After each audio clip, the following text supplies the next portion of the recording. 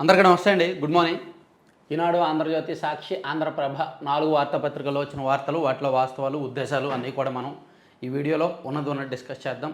Content నచ్చితే మాత్రం share చేయండి, సబ్స్క్రైబ్ చేసుకోండి. అలాగే అన్నిటికంటే ముఖ్యంగా లైక్ చేయండి. మీ ప్రతి లైక్ ఇంపార్టెంట్. ప్రతి ఒక్కరు కూడా మన ఛానల్ వెల్విషర్స్. వీడియో ఓపెన్ చేసిన వెంటనే ఒక 20,000 మంది 25,000 మంది రెగ్యులర్గా చూస్తారు. సో అందరూ కూడా లైక్ చేయండి. రెగ్యులర్గా చూసే ప్రతి ఒక్కరు లైక్ చేయండి. అది నా సిన్సియర్ రిక్వెస్ట్. ఇక ఈనాడులో బ్యానర్ వార్త చూసుకుంటే గోదాముల్లో గోల్మాల్. సరే, ఇక ఫైనల్ అనౌన్స్మెంట్ ఒకటి చెప్తా. ఈ 29వ తేదీ అంటే రాబోయే ఆదివారం, రానున్న ఆదివారం మన హైదరాబాద్ ప్రాంతం ఆ సరౌండింగ్లో ఉన్న సబ్స్క్రైబర్స్ కోసం ఒక మీటప్ ఒకటి ఏర్పాటు చేసాం. మన ఛానల్ 3 లక్షల సబ్స్క్రైబర్స్ అండ్ 30 కోట్ల వ్యూస్ పూర్తి చేసుకున్న సందర్భంగా హైదరాబాద్లో మీటప్. మనం ఎన్నికలకు ముందు బెంగళూరులో పెట్టాం కదా, సో అక్కడ సపోర్టు బాగుంది, రెస్పాన్స్ బాగుంది, బాగా సక్సెస్ అయింది. సో ఇప్పుడు హైదరాబాద్లో ప్లాన్ చేసాం. ఆ తర్వాత వైజాగ్, విజయవాడ అండ్ అనంతపురం కానీ తిరుపతి కానీ ఇట్లా కూడా ప్లాన్ చేస్తున్నాము. అది ఆ లోకల్ సబ్స్క్రైబర్ సపోర్ట్ ఉంటే వాళ్ళ ఇంట్రెస్ట్ని బట్టి చేస్తామన్నమాట. సో ఫస్ట్ అయితే ఈ రాబోయే ఆదివారమే హైదరాబాద్లోని కేపీహెచ్బి ప్రాంతంలో tabla restaurant and banquet hall ఉంది. అది ఒక 750 వరకు సీటింగ్ కెపాసిటీ ఉన్నదే తీసుకున్నాం, పెద్దదే తీసుకున్నాం. పార్కింగ్ ఫెసిలిటీ అంతా బాగానే ఉంటుంది. సో అక్కడ మనం ఛానల్ మీటప్ అనమాట. నేను ఉంటాను.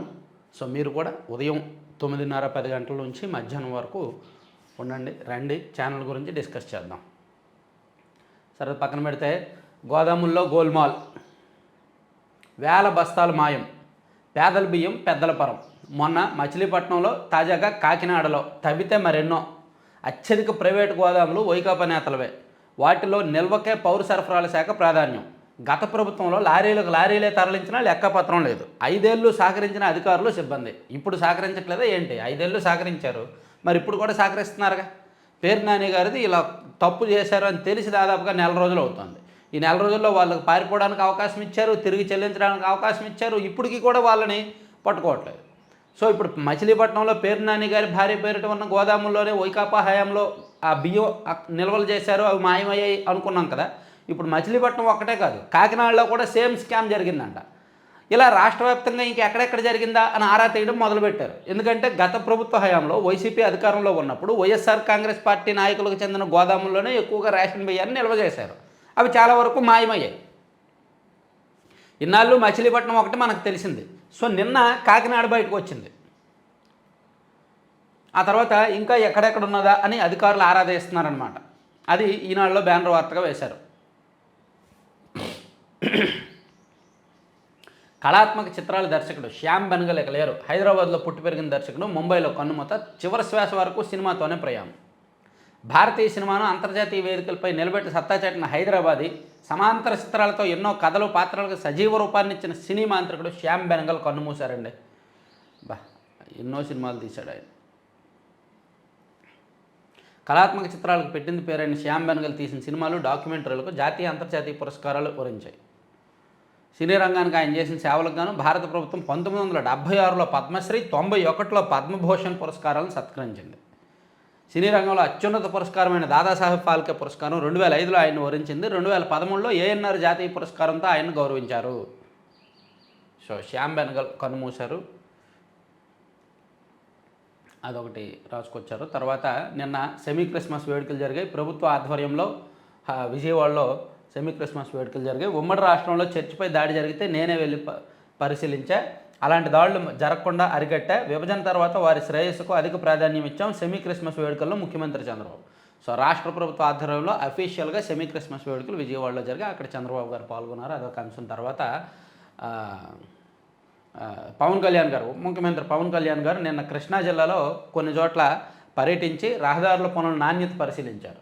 రహదారుల నాణ్యతలో రాజీ పడొద్దు, అధికారులను ఆదేశించిన ఉప ముఖ్యమంత్రి పవన్ కళ్యాణ్ కృష్ణా జిల్లాలో పర్యటించి నిర్మాణ పనుల తనిఖీ, పల్లె పండగలో ఇచ్చిన హామీల అమలు తీరుపై దృష్టి, గుడివాడలో రక్షిత మంచినీటి సరఫరా నాణ్యత పరిశీలన. పల్లె రహదారులకు మోక్షం లభించింది. ఉప ముఖ్యమంత్రి పవన్ కళ్యాణ్ వచ్చి రహదారులు పరిశీలిస్తుండటంతో అధికారులు ఉరుకులు పరుగులు పెడుతున్నారు. రహదారుల నాణ్యతపైన దృష్టి సారిస్తున్నారు. తాజాగా కృష్ణా జిల్లాలో పవన్ సోమవారం సుడిగాలి పర్యటన నిర్వహించారు. పెనమలూరు నియోజకవర్గంలోని గ్రామీణ ప్రాంతాల్లో వేస్తున్న రహదారులను ఆయన తనిఖీ చేశారు. నాణ్యత విషయంలో రాజీ పడొద్దని అధికారులకు సూచించారు. 2 నెలల కిందట పెనమలూరు పరిధిలో పల్లె పండుగ కార్యక్రమాన్ని నిర్వహించిన సమయంలో పవన్ పలు రహదారుల నిర్మాణానికి వేదికపై నుంచి హామీ ఇచ్చారు. వెంటనే నిధులను విడుదల చేయించి ఆ పనులను ప్రారంభించారు. సో రహదారి నాణ్యత ఎలా ఉంది, ఎంత వాళ్ళు ఏ మెటీరియల్ వాడుతున్నారు ఏంటనేది నిన్న మొత్తం పరిశీలించారనమాట. శాంపిల్ పవన్ కళ్యాణ్ గారు అదొకటి ఇచ్చారు. తర్వాత ఒక ఆఫ్ బీట్ అంశం ఏంటంటే కదిలించండి, కరిగించండి. రక్తపోటు రావద్దన్నా, మధుమేహం బారిన పడొద్దన్నా, వ్యాధులు చుట్టూ ముట్టొద్దన్నా, వచ్చిన అనారోగ్య సమస్యలు పెరగొద్దన్నా, డాక్టర్ దగ్గరకు వెళ్తే అవసరం తక్కువగా ఉండాలన్నా, రోజు హుషారుగా ఉండాలన్నా, నిత్య యవనంగా అనిపించాలన్నా అందరి ముందున్న సులభ మంత్రం వ్యాయామం. సో వ్యాయామం చేసే ప్రాముఖ్యతను వివరిస్తూ చెప్పారు. అదొకటి రాశారు. తర్వాత రాజధాని నిర్మాణం కోసం ప్రజలపై ఒక్క పైసా భారం వేయం. అది ముమ్మాటికి స్వయం సమృద్ధి ప్రాజెక్టే. రాజధాని అభివృద్ధి చెందాక భూములు అమ్మి అప్పులు తీరుస్తాం. 26 జిల్లాల్లోనూ సమగ్రంగా అభివృద్ధి చేస్తాం. పురపాలక శాఖ మంత్రి నారాయణ స్పష్టీకరణ. వార్వలేకే వైకాపా నాయకులు దుష్ప్రచారం చేస్తున్నారని మండిపాటు. నేను చెప్పాను కదా, గతంలో చాలా సందర్భాల్లో చెప్పా, ఇప్పుడు కూడా చెప్తున్నా. నారాయణ గారు వార్తలు కనీసం వారంలో 4 రోజులు వస్తాయి. ఈ 4 రోజులు కూడా ఆయన అమరావతి గురించి, ఇదిగో 3 ఏళ్ళలో అమరావతి పనులు ప్రారంభమైపోతాయి, పూర్తయిపోతాయి, ఇదిగో ఈ వారం ఇది, ఆ వారం ఇది అని చెప్పి ఏదేదో ఆయన చెప్తూ ఉంటాడు. ఈనాడు ఆంధ్రజ్యోతిలో హైలైట్ చేస్తూ ఉంటారు. ఆయనకున్న పిఆర్, అందులోకి ఆయన మొదటి నుంచి గత కొన్ని దశాబ్దాలుగా పేపర్లు మీడియా వాళ్ళతో రిలేషన్ ఎక్కువ. కార్పొరేట్ సంస్థ కదా, యాడ్లా ఇస్తుంటారు. అందుకని ఆయన వార్తలకు కూడా ప్రాధాన్యం ఉంటుంది. వేరే మంత్రి మాట్లాడితే ఇంత ప్రాధాన్యం ఉండదు, నారాయణ గారికే ప్రాధాన్యం ఉంటుంది. కొన్ని ఏమైనా ఆయన అంత సిన్సియర్గా సీరియస్గా పనిచేస్తున్నాడంటే అది కూడా ఉండదు. నిన్న యాక్చువల్లీ అంటే అమరావతి మీద ఎక్కువ ఫోకస్ పెడతారు ఆయన. రాష్ట్ర వ్యాప్తంగా ఇతర నగరాలు చాలా ఉన్నాయి. అనంతపురంలో ఉన్న సమస్యలు ఏంటనేది ఆయనకు తెలుసా? కానీ అమరావతిలో ఉన్న సమస్యలు తెలుసు. విశాఖపట్నంలో ఉన్న సమస్యలు ఏంటనేది ఆయనకు తెలుసా? ఆయన మున్సిపల్ శాఖ మంత్రి, నాట్ ఓన్లీ అమరావతి శాఖ మంత్రి. అదే సమస్య నారాయణ గారితో. గతంలో కూడా ఆయన 2014 నుంచి 19 వరకు ఆయన మంత్రిగా ఉన్నప్పుడు కూడా అమరావతి మీద ఎక్కువగా ఫోకస్ పెట్టి అమరావతి గురించే ఎక్కువ మాట్లాడారు తప్ప తన శాఖ మున్సిపల్ శాఖ రాష్ట్రంలో ఇతర నగరాలను కూడా పట్టించుకోవాలి, ఇతర పట్టణాలను పట్టించుకోవాలి అని ఉండదు. ఇతర పట్టణాల నుంచి ఫిర్యాదులు వచ్చినా పట్టించుకోరు ఆయన. అది మొదటి నుంచి ఉన్న సమస్య అదే. ఆయన అమరావతి శాఖ మంత్రిగా తనను తాను భావిస్తున్నారు, మున్సిపల్ శాఖ మంత్రిగా భావించడంలో. అట్లీస్ట్ నెల్లూరు శాఖ మంత్రిగా అయినా బాగున్నాను. నెల్లూరు ఆయనదే, నెల్లూరు సిటీ ఎమ్మెల్యే ఆయనే. అక్కడ కూడా పెద్దగా లోకల్లో ఫీడ్బ్యాక్ నెగిటివ్గా వస్తుంది. మన టీం తిరుగుతుంది ప్రస్తుతానికి నెల్లూరు సరౌండింగ్స్లో. ఫీడ్బ్యాక్ అయితే నెగిటివ్గా వస్తుంది. కొంచెం లోకల్లో పెద్దగా అందుబాటులో ఉండట్లేదంట, పనులు అవ్వట్లేదంట కేడర్కి. సరే అదంతా తర్వాత విషయం, తర్వాత చెప్పుకుందాం. మరో 2000 బస్సులు అవసరం, 11,500 మంది సిబ్బంది కావాలి. మహిళలకు ఉచిత ప్రయాణం అమలుపై అధికారుల నివేదిక.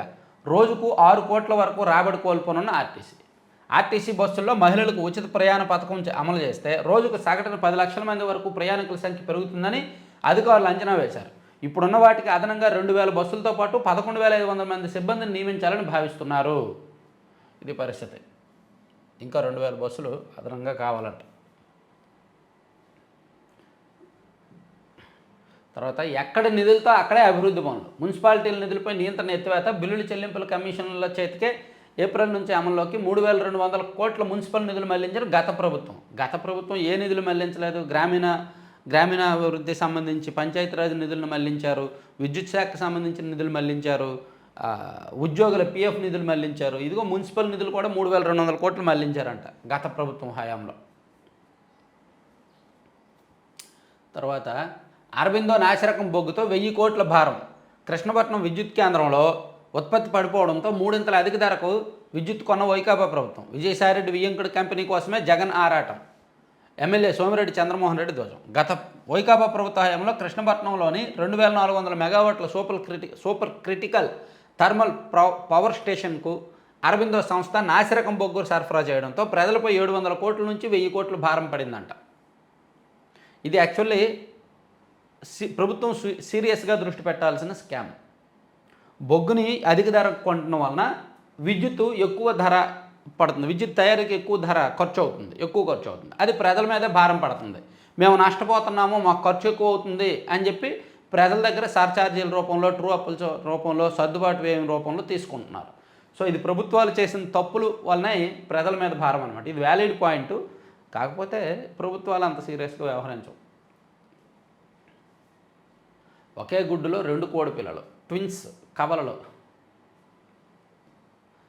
పోలీసుల నోటీసుపై హైకోర్టును ఆశ్రయించిన పేర్ని నాని ఆయన కుమారుడు వ్యాజ్యంపై నేడు విచారణ. పర్లేదు, ఆయనకి హైకోర్టు ముందస్తు బెయిల్ ఇచ్చే వరకు పోలీసులు అతన్ని అరెస్ట్ చేయరు. పేర్ని బియ్యం కేసు సిట్కు నకిలీ పట్టాల పంపిణీ పైన విచారణ. మంత్రి కొల్లు రవీంద్ర వెల్లడి. మాజీ మంత్రి వైకాపా నేత పేర్ని నాని కుటుంబానికి చెందిన గోదాముల్లో బియ్యం గల్లంతు కేసు ప్రత్యేక దర్యాప్తు బృందానికి అప్పగించాలని ప్రభుత్వం. ఏమండి, బియ్యం పెట్టారు, మాయమయ్యాయి, ఇంకా దానిలో సిట్ వెళ్ళి ఏం చేయాలండి? ఆ మచిలీపట్నం పోలీసులు దర్యాప్తు చేయలేరా? సిట్లో ఉన్నోళ్ళు ఆ పోలీసులే, మచిలీపట్నంలో ఉన్నోళ్ళు ఆ పోలీసులే. పోలీసుల ఐడియాలజీ, పోలీసుల పనితీరు ఒకేలా ఉంటుంది. అట్లీస్ట్ సిట్టుకు కొంచెం ప్రత్యేకమైన అధికారాలు ఉంటాయి. అయినా ఇది అంత డెప్త్గా ఇన్వెస్టిగేట్ చేయాల్సిన కేసు కాదు. గోదాముల్లో బియ్యం పెట్టారు, అవి మాయమయ్యాయి, అవైనా అమ్ముకున్నాడో లేదంటే అక్రమంగా తరలించాడు. కేసు చాలా సింపుల్గా సాల్వ్ చేయాల్సిన కేసు. దాన్ని సాగదీయడానికి, అతన్ని రక్షించడానికో ఇలా డొంక తిరుగుడు వ్యవహారాలు, సిట్టును దించుతారు, ఆ తర్వాత విచారణ కమిటీ వేస్తారు. అలా జనం మర్చిపోతారు, కొన్ని రోజులైనా జనం మర్చిపోతారు. ఏదైనా ఒక వివాదాన్ని లేదా విషయాన్ని లేదా అవినీతి వ్యవహారాన్ని సాగదీయాలంటే విచారణ కమిటీల పేరుతో కాలయాపన చేయొచ్చు, సిట్ వేస్తే సిట్టు కాలయాపన చేయొచ్చు. అంతే తప్ప లోకల్ పోలీసులను ఎంక్వైరీ చేయమంటే చేయరా? లేదా ఒక స్పెషల్ అధికారిని వేయండి. అదేం అంత భారీ స్కామ్ కాదు కదా, ప్రజలకి అర్థం కానీ లేదా పోలీసులు పసిగట్టలేని భారీ స్కామ్ కాదు. బియ్యం పెట్టారు, మాయమయ్యాయి. ఒకే అంశంపై బహుళ ఎఫ్ఐఆర్లో నమోదు చెల్లదు. హైకోర్టులో సజ్జల భార్గవరెడ్డి వ్యాజ్యం. కోస్తా జిల్లాలకు భారీ వర్ష సూచన. బంగాళాఖాతంలో కొనసాగుతున్న అల్పపీడనం. ఓకే. కాకినాడ సీపోర్టులో వాటాలపై లాభాలు డివిడెంట్లు పంచుకోవద్దు. బలవంతంగా వాటా రాయించుకున్నారు. అరబిందో సంస్థకు సిఐడి లేఖ. ఈడీకి వివరాలు అందజేత. చెల్లించిన డబ్బు ఏం చేశారని దర్యాప్తు. కాకినాడ సీపోర్ట్ లిమిటెడ్లో 41.12% వాటాలను అరబిందో వాళ్ళు బలవంతంగా రాయించుకున్నారు కాబట్టి ఆ పోర్టు లాభాల్లోనూ డివిడెంట్లోనూ వాటా తీసుకోవద్దు, ఆపేయండి అని చెప్పి సిఐడి అరబిందోకు లేఖ రాసింది. విక్రాంత్ రెడ్డి మమ్మల్ని బెదిరించారు, ఆయనకు బెయిల్ ఇస్తే దర్యాప్తుపై ప్రభావం. హైకోర్టులో ఇంప్లీట్ పిటిషన్ వేసిన కేవీరావు. విక్రాంత్ రెడ్డి బయట నుండి బెదిరించారంట కేవీరావు గారిని, అందుకని అతనికి బెయిల్ ఇవ్వద్దని చెప్పి కేవీరావు ఇంప్లీట్ పిటిషన్ వేశారు. పనులు చేయకుండా బిల్లులు బొక్కింది నిజమే. జలవనరుల శాఖ నివేదికలో స్పష్టం. ఈనాడు కథనాల ఆధారంగా విచారణ. విజిలెన్స్ అధికారులు రంగంలోకి. అయినా బాధ్యులపై చర్యలేవి. ఉమ్మడి కర్నూలు జిల్లాలో నీరు చెట్టు కార్యక్రమానికి సంబంధించి పనులు చేయకుండానే కోట్ల విలువైన బిల్లులు చెల్లించిన మాట వాస్తవమేనని జలవనరుల శాఖ ప్రాథమిక నివేదికలో తేలింది. ఈ అంశంపై జిల్లా విజిలెన్స్ అధికారులు సైతం విచారణ ప్రారంభించారు. బాధ్యులైన జలవనరుల శాఖ అధికారులు విజిలెన్స్కు సహకరించడం లేదని సమాచారం. బిల్లుల చెల్లింపులకు సంబంధించిన రికార్డులు పంపాలని కోరినా వారు స్పందించడం లేదు. వాళ్ళే దొంగతనం చేసి వాళ్ళే తింటే వాళ్ళు ఎక్కడ రికార్డులు ఇస్తారు? వాళ్ళు ఇవ్వట్లేదు. వాళ్ళ మీదే కదా విచారణ చేయాల్సింది, కాబట్టి వాళ్ళు సహకరించట్లేదు. సో ఏదైనా ఎంక్వైరీ ఉన్నప్పుడు వాళ్ళకి ఫుల్ పవర్స్ ఇచ్చేయాలి. సరే, ప్రస్తుతానికి ఈనాడు పక్కన పెట్టి సాక్షికి వెళ్తే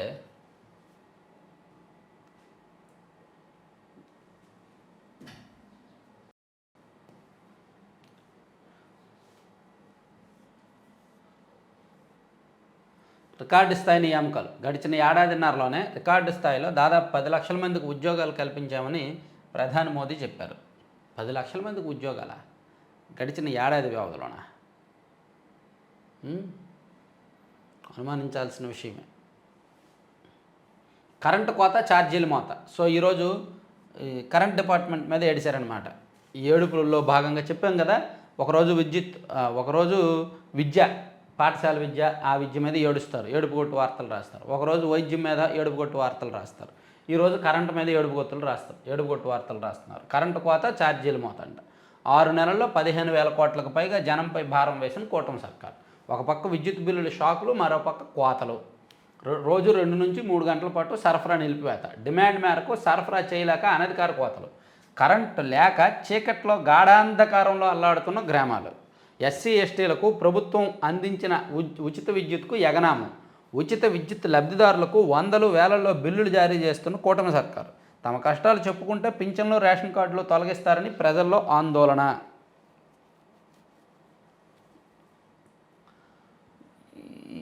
ఎస్సీ ఎస్టీలకు ఉచిత విద్యుత్ ఇస్తుంటే ఇవ్వలేదని రాస్తే అబద్ధపు వార్త కాదా? ఏమండి, ఎస్సీ ఎస్టీలకు ఉచిత విద్యుత్ ఇవ్వలేదు, ఇస్తున్నారు. గవర్నమెంట్ ఇస్తుంది. నెలకు దాదాపుగా 477 కోట్లు దానికోసం ఖర్చు పెడుతున్నారు. వీళ్ళేమో ఇవ్వట్లేదని రాసేస్తున్నారు పూర్తిగా. మరీ అడ్డగోలుగా రాస్తారు. వాళ్ళ సమస్యలు రాయడంలో తప్పులేదు, దానిలో ఎదురవుతున్న సాంకేతిక ఇబ్బందులు ఇదిగో ఎస్సీ ఎస్టీలకు ఇస్తున్నారు, కాకపోతే వాళ్ళ ఇంట్లో ఫ్రిడ్జ్ ఉండడం వలన కట్ చేస్తున్నారు, వాళ్ళ కరెంటు బిల్లు యూనిట్లు 200 కంటే ఎక్కువ యూనిట్లు కాల్చడం వల్ల కట్ చేస్తున్నారు అని రాయడం వరకు ఓకే, ప్రజలు నమ్ముతారు. పూర్తిగా ఇవ్వడం లేదు, ఎగ్గొట్టేశారు, పథకం ఎత్తేశారు అని రాయడం వలన నమ్మరు. నిజంగా లబ్ధిదారులు కూడా నమ్మరు. ఇదేంటి మేము తీసుకుంటున్నాం కదా, మేము లబ్ధిదారులమే కదా, వీళ్ళేంటి ఇలా రాశారు అని చెప్పి నవ్వుకుంటారు, తిట్టుకుంటారు అనమాట. ఆ మాత్రం ఉండదు వీళ్ళకి.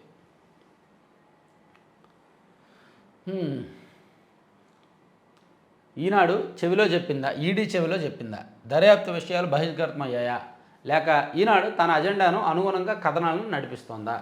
3,000 కోట్ల నికర లాభాలు సాధిస్తున్న అరబిందో 494 కోట్లు సమకూర్చుకోలేదా? నిజంగానే బెదిరించి ఉంటే పోర్టులో 100% వాటా తీసుకుంటారు, కానీ 41% వాటా మాత్రమే ఎందుకు తీసుకుంటుంది? వ్యూహాత్మక పెట్టుబడిలో భాగంగానే కాకినాడ డీప్ వాటర్ పోర్టులో వాటాలు కొనుగోలు. అదే వ్యూహమే. అది మీ చేతికి రావాలి, వాళ్ళ చేతిలో ఉన్న పోర్టు మీ చేతికి రావాలి. మీ చేతికి వచ్చాక బియ్యాన్ని అనధికారికంగా అక్రమంగా అపరిమితంగా తరలించుకోవచ్చు అనే వ్యూహంలో భాగంగా దాన్ని తీసుకున్నారు.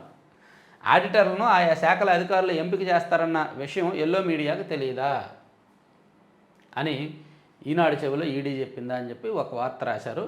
సో అరబిందో వాళ్ళు 434 కోట్లు ఎలా సమకూర్చారు అనే విషయంలో ఈడీ ఆరా తీస్తోందని నిన్న ఈనాడు రాస్తే దాన్ని కౌంటర్గా సాక్షిలో రాశారు. పాపం శ్యామ్ బెనగల్ క్రేరు.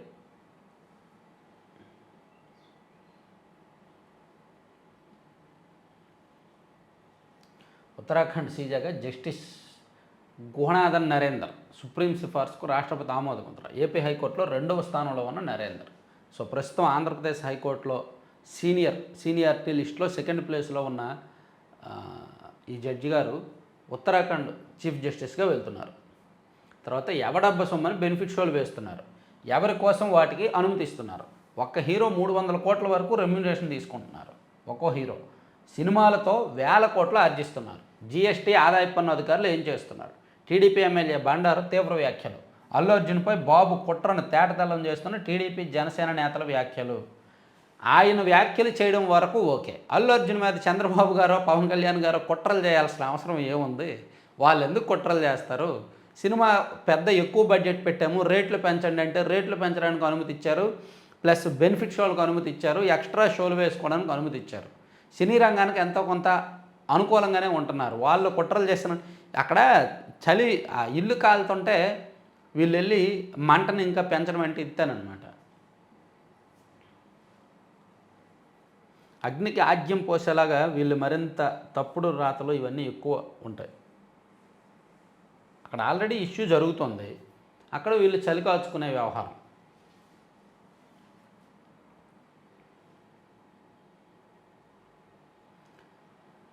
నేడు వైఎస్ఆర్ జిల్లాకు జగన్ 4 రోజుల పాటు పర్యటన. నేడు ఇడుపులపాయకు చేరుకున్న వైఎస్ జగన్. అక్కడ పులివెందుల చర్చిలో ప్రార్థనలో 26న క్యాంప్ కార్యాలయంలో ప్రజా Darbar. After 3 months, after long time సొంత నియోజకవర్గంలో ప్రజా దర్బార్ అనమాట.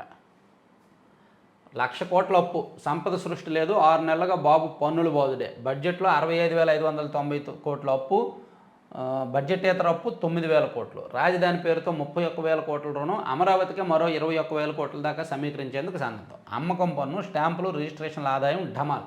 కేంద్రం నుంచి గ్రాంట్లు 12,510 కోట్లు తగ్గుదల. రెవెన్యూ లోటు కింద 9,742 కోట్లు పెరుగుదల. నవంబర్ వరకు బడ్జెట్ గణాంకాలను వెల్లడించిన కాగ్ అని చెప్పి మొత్తం మీద 1,00,000 కోట్ల వరకు అప్పు చేసింది ఈ ప్రభుత్వం వచ్చిన తర్వాత అని చెప్పి కాగ్ రిపోర్ట్ను ఒకటి ఇచ్చారు. దీనిలో కొంతవరకు వాస్తవం ఉండొచ్చు.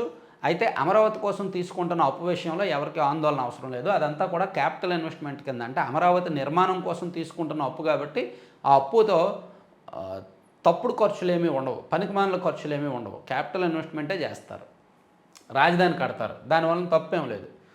పోలవరం కట్టడానికి అప్పు తీసుకోండి, తప్పులేదు. రాజధాని కట్టడానికి అప్పు తీసుకోండి, తప్పులేదు. సంక్షేమ పథకాలు ఇవ్వడానికి అప్పు తీసుకుంటే తప్పు. సాక్షిపై కేసు నమోదు. సాక్షి మీద కేసులు అనవసరం అండి. సాక్షి మీద కేసులు నమోదు చేస్తే రోజుకు 100 కేసులు పెట్టాలి. ప్రతి పేజీలో తప్పుడు వార్తలు ఒక 10 వార్తలు ఉంటాయి.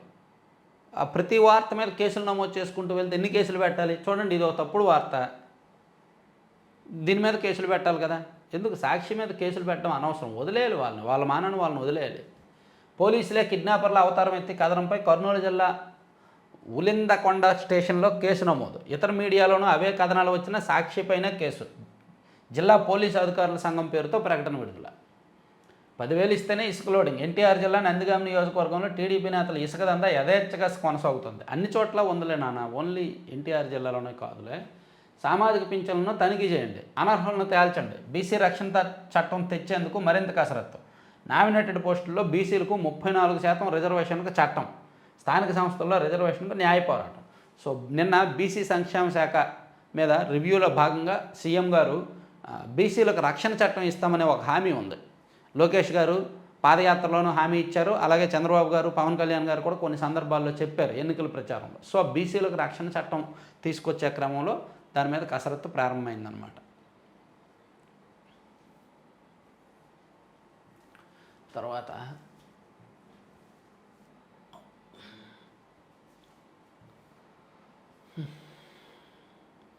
నామినేటెడ్లో బీసీలకు కోటా 34% ఇచ్చి తీరతాం, చట్టబద్ధత కల్పిస్తాం సీఎం. ఇది ఈ బీసీలకు సంబంధించిన అంశాన్ని ఆంధ్రజ్యోతిలో హైలైట్ చేశారు. ప్రత్యేక రక్షణ చట్టంపై మరికొంత కసరత్తు, ఇబ్బందులు లేకుండా రూపొందించాలి. బాలికల హాస్టళ్లకు తక్షణమే మరమ్మతులు, తక్షణమే డైట్ కాస్మోటిక్ ఛార్జీల పెంపు. ఆ 3 బీసీ భవనాలు పూర్తి చేయాలి. ప్రతి సామాజిక వర్గానికి కోఆపరేటివ్ ఫైనాన్స్. త్వరలోనే 104 శంకరన్ నాలెడ్జ్ సెంటర్లు, 104 శంకరన్ నాలెడ్జ్ సెంటర్లు అంట. సో బీసీలకు నామినేటెడ్ పోస్టుల్లో 34% రిజర్వేషన్లు ఇవ్వడం, అలాగే బీసీలకు ప్రత్యేక రక్షణ చట్టం తీసుకురావడం, ఈ రెండింటికి కూడా చట్టబద్ధత కల్పించి ఇబ్బందులు లేకుండా చూస్తామని చెప్పి నిన్న చెప్పారు. రెండు కూడా బీసీలకు కాస్త మంచి విషయాలే. తర్వాత మరో 2,723 కోట్ల పనులు. రాజధాని జోన్ 7, జోన్ 10 లేఅవుట్లలో రోడ్ల నిర్మాణం, సిఆర్డీఏ అథారిటీ ఆమోదం. 15వ తేదీలోపు పనులన్నింటికీ టెండర్లు, వెంటనే నిర్మాణ పనులు మొదలు. ఓకే, మాకైతే క్లారిటీ వచ్చింది. 2027 డిసెంబర్లోగా అమరావతిలో రాజధాని నిర్మాణ పనులు కొలిక్కి వస్తాయనే క్లారిటీ మాకైతే ఉంది. లేకపోతే అది ప్రభుత్వం మీద వ్యతిరేకతే. 5-8 తరగతులకు నో డిటెన్షన్ రద్దు. విద్యార్థులు ఫెయిల్ అయితే మళ్ళీ పరీక్షలు, అయినా విఫలమైతే అవే తరగతుల్లో. కేంద్ర ప్రభుత్వం కీలక నిర్ణయం. ఓహో, 5 నుంచి 6కి వెళ్ళాలన్నా, 8 నుంచి 9కి వెళ్ళాలన్నా నో డిటెన్షన్ రద్దు చేశారంట. విద్యార్థులు ఆ పరీక్షల్లో ఫెయిల్ అయితే మాత్రం, ఒకప్పుడు మేము చిన్నప్పుడు 7th క్లాస్ కూడా పబ్లిక్ పరీక్షలు అనేవాళ్ళు, 5th క్లాస్ కూడా పబ్లిక్ పరీక్షలానే తీసుకునేవాళ్ళు. మా చిన్నప్పుడు భయం వేసేది 7th క్లాస్ అయినా సరే. మామూలు తరగతులు అంత పట్టించుకునే వాళ్ళం కాదు, కానీ 7th క్లాస్ పబ్లిక్ పరీక్షలు, అందులో ఫెయిల్ అయితే మళ్ళీ ఇక్కడే 7thలోనే ఉండిపోతామని అనుకున్నాం. ఆ తర్వాత కాలక్రమేణా అది పోయింది. సో ఇప్పుడు మళ్ళీ కేంద్ర ప్రభుత్వం తీసుకొచ్చింది 5-8 తరగతులకు నో డిటెన్షన్. విద్యార్థులు ఫెయిల్ అయితే మళ్ళీ అక్కడే ఉంచుతారంట, అదే స్కూల్లో ఉంచుతారంట, అదే క్లాస్లో ఉంచుతారు. హోండా, నిస్సాన్ విలీనం, మేము మీతోనే. మిత్సుబిషి చెయ్యి కలిపిన జపాన్ ఆటో దిగ్గజాలు. ప్రపంచంలో 3వ అతిపెద్ద ఆటోమొబైల్ కంపెనీగా అవతరణ. టొయోటా, ఫోక్స్ వ్యాగన్ పోటీకి చెక్. హోండా అండ్ నిస్సాన్ ఈ 2 విలీనమయ్యాయంట. యాక్చువల్లీ హోండా ఎక్కువగానే సేల్ అవుతాయి, నిస్సాన్ చాలా తక్కువ. వెహికల్స్ బాగుంటాయి కానీ సేలింగ్ తక్కువ ఉంటుంది వాళ్ళది. ఇప్పుడు వాళ్ళతో మిత్సుబిషి కూడా తోడైంది. కాబట్టి ఈ 3 కలిపి కొంచెం అద్భుతాలు సృష్టిస్తారేమో చూడాలి. ప్రస్తుతానికైతే టొయోటా దూసుకుపోతుంది. వాళ్ళు హైడ్రా ఇంజిన్లు తీసుకొచ్చారు. అంటే ఈవీ ప్లస్ పెట్రోల్ 2 కంబైన్డ్గా ఉన్న హైడ్రా ఇంజిన్ టొయోటా తయారు చేసి, ఆ ఇంజిన్ని వాళ్ళు సుజుకి కూడా ఇచ్చారు. సుజుకి వాళ్ళు దాంతో గ్రాండ్ విటారా అనేది లాంచ్ చేసి అది సక్సెస్ అయింది. సో ఇది ఒక రకంగా టొయోటా ప్రస్తుతానికి ప్రపంచవ్యాప్తంగా అగ్రగామి సంస్థగా ఉన్నారనమాట. వాళ్ళ ఇంజిన్లు అవి బాగుంటున్నాయి. సో ఫోక్స్ వ్యాగన్ కూడా బాగుంటుంది. ఫోక్స్ వ్యాగన్ ఏంటంటే ఫుల్ సేఫ్టీ అనమాట. సో ఇప్పుడు వీళ్ళకి పోటీగా ఈ 3 కలిసాయి. సో ఆటోమొబైల్లో ఏం జరుగుతుందో చూద్దాం. తర్వాత విచారణకు రండి, ఇది కీలకం. అల్లు అర్జున్కి నోటీసులు ఇచ్చారు హైదరాబాద్ పోలీసులు. ఈరోజు 11 గంటలకి చిక్కడపల్లి పోలీస్ స్టేషన్కి విచారణకు రమ్మన్నారు. ఇక మీదట రోజు విచారణకు పిలుస్తారంట. అండ్ ఎనీ టైం ఆయన ముందస్తు బెయిల్ను రద్దు చేస్తే ఎనీ టైం అతన్ని అరెస్ట్ చేయడానికి సిద్ధంగా ఉన్నారు. అతను ముందస్తు బెయిల్ రద్దు చేయించే పనిలో కూడా పోలీసులు ఉన్నారు. కోర్టులో పిటిషన్ వేస్తున్నారు ఈరోజు. అలాగే ఆ శ్రీతేజ్ హాస్పిటల్లో చికిత్స పొందుతున్న శ్రీతేజ్ని ఆ చిత్ర నిర్మాతలు మైత్రి మూవీ మేకర్స్ వాళ్ళు అండ్ మంత్రి కోమటిరెడ్డి గారు పరామర్శించి 50 లక్షలు చెక్ ఇచ్చారు తండ్రికి. అదొకటి నేను జరిగింది. ఇక జర్నలిస్టుపై దాడి కేసు మోహన్ బాబు ముందస్తు బెయిల్ పిటిషన్ కొట్టివేత. ఆయన హృద్రోగి, వైద్య నిపుణుల పర్యవేక్షణ అవసరం. హైకోర్టుకు మోహన్ బాబు లాయర్లు విన్నపం. విలేకరును కొట్టారు, గొంతు పట్టి పిసికారు, హత్యాయత్నమే జర్నలిస్టు తరపు వాదనలో. పోలీసుల ముందు హాజరుకు నేడే గడువు, సుప్రీంలో అదృష్టం పరీక్షించుకునే అవకాశం. ఓకే, తర్వాత విష్ణుతో నాకు ప్రాణహాని, నేను లేనప్పుడు మా అమ్మను మాయ చేశారు, సంతకం తీసుకొని పోలీసులకు తప్పుడు లేక. రాచకొండ పోలీసులకు మంచు మనోజ్ ఫిర్యాదు. ఈ మంచు కుటుంబం డ్రామాలు ఇంకా అవ్వలేదా బాబు? మీడియా ముందు బిల్డప్లు కొడతారు కదా బాబు, మాది డిసిప్లైన్ ఫ్యామిలీ, మాది క్రమశిక్షణ ఫ్యామిలీ, మేము అద్భుతమైన ఫ్యామిలీ అని. డొల్లతనం మొత్తం బయటకు వచ్చేసింది. అభివృద్ధి పనుల నాణ్యతలో రాజీ పడద్దు పవన్ కళ్యాణ్ గారు అంశం వేశారు. ఇక పేదల గూడుకు జగన్ గ్రహణం అని ఒక పెద్ద వార్త వేశారండి. టీడీపీ హయాంలో కట్టిన టిడ్కో ఇల్లు పాడు చేశారు. గత టీడీపీ ప్రభుత్వంలో పట్టణ పేదలకు 3.19 లక్షల ఇళ్ళ నిర్మాణాలకు శ్రీకారం. సో ఓకే, జగన్మోహన్ రెడ్డి గారు టిడ్కో ఇల్లు ఇవ్వలేదు. గతంలో 2014 నుంచి 19 వరకు టీడీపీ ఉన్నప్పుడు కట్టారు, ఆల్మోస్ట్ 80% పూర్తి చేశారు. వైసీపీ అధికారంలోకి వచ్చాక ఆ ఇళ్లను మండబెట్టారు తప్ప ఇవ్వాల లబ్ధిదారులకు. మరి ఈ ప్రభుత్వం వచ్చాక వాటిని ఇవ్వడం మీద ఇప్పటికీ కూడా నిర్ణయం తీసుకోవాలి. ఈ ప్రభుత్వం వచ్చి 6 నెలలు అవుతుంది. మరి వాళ్ళు ఇప్పుడు నిర్ణయం తీసుకొని ఇచ్చేయచ్చు కదా టిడ్కో ఇల్లు. లబ్ధిదారులు ఎవరున్నారో గుర్తించి ఇచ్చేయచ్చు కదా. ఇంకా ఎందుకు కాలయాపన చేస్తున్నారనేది చూడాలి.